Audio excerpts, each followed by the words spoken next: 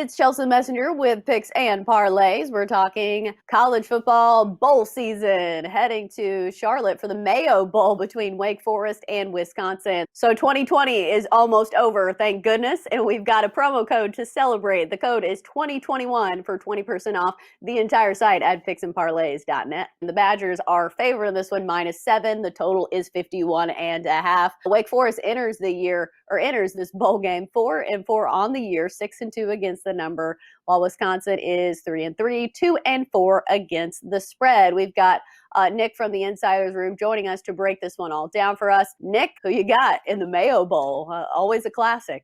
Yeah, the Mayo Bowl, the Duke's Mayo Bowl. I mean, as you pointed out, neither team had great regular season records, although this is a strange season. But I like Wisconsin here. Wake Forest enters having lost back-to-back games to North Carolina and Louisville. The Badgers are the ones that enter this game with a little bit of momentum. They finally broke a 3-game slide with the win over Minnesota in their regular season finale. The Deacons, they were somewhat competitive in their 59-53 loss to North Carolina 2 games ago, and then they got smoked by Louisville 45-21. So, if you add that up, Chelsea, that's 104 points that Wake Forest has given up over the last 2 games. Wake quarterback Sam Hartman, he's been a mixed bag all year, and he was really bad in the loss to the Cardinals. He was 17 of 41 for 224 yards. The Badgers, they've had an up and down season as well. But I like Graham Mertz in this matchup.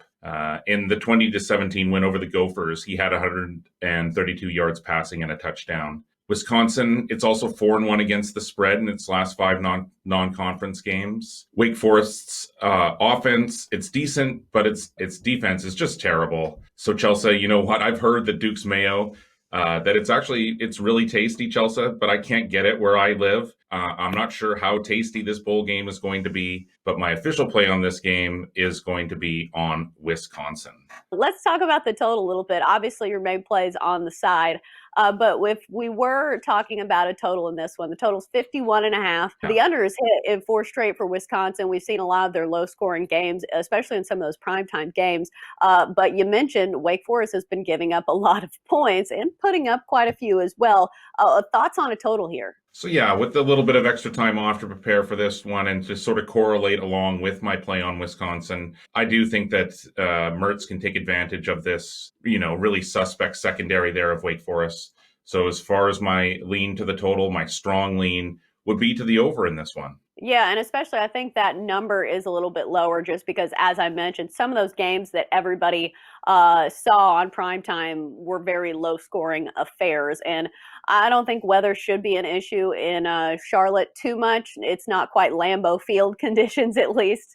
Any other tidbits you think that bettors should know? Obviously, opt-outs have been a big thing for some of these bowl games, so keep your eyes peeled for some of those because we still have to have a few hours before kickoff, before this is taped. Right. So there is some time, so keep your eyes out for that. Anything else you think bettors should know? Well, right now I'm seeing this line at right at -7. So I would say we want to look for a key number. If that drops to 6.5, of course, that's you would definitely want to take that. So yeah, I would suggest maybe even waiting a little bit closer to kickoff time on this one. Try to get Wisconsin just under that touchdown. All right, well, that's going to do it for our college football bowl talk here on Picks and Parlays. Great stuff from Nick from the Insiders Room. As always, Nick, thanks for joining us.